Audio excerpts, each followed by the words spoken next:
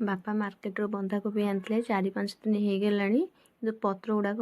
हलदिया पड़ी आसला ताकू मु भाविली बेसी दिन रहीगले बनइले सब्जी बनइले माने टेस्ट लगे ना ताकू मु भाविली कौन करी ना आधर गोटे बरा तैयारी करी बरा तैयारी करने आमको एमती छोट छोट करके ताकू मु काटिदेली तापर ताकू पानी रे पकई टे धोईदेवी भलसे तापर ताकू छाणी देकी किसी पियाज लुण हल्दी पकईकी ताकू भलसे चकुड़िया नरम है पर्यंत तादर पानी बाहर पर्यंत आम ताकू भलसे चकुड़िया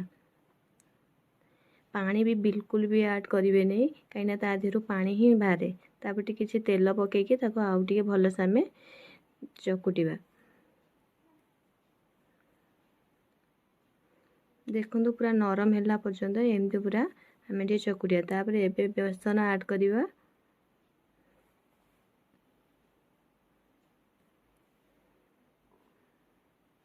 पानी भी बिल्कुल भी ऐड करेंगे नहीं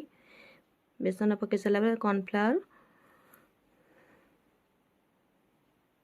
तापर आमर कटा हो काटिकी रखी धनिया पत्र कंचा लंका एबे पकईकी ताको भलसे आम पूरा गोलेबा मिक्स करिया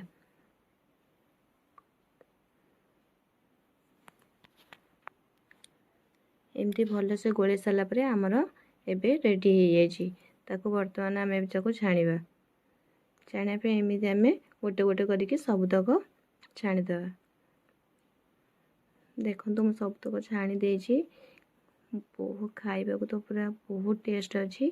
आपण भी घरे बनातु बहुत भल लगे रही जय जगन्नाथ।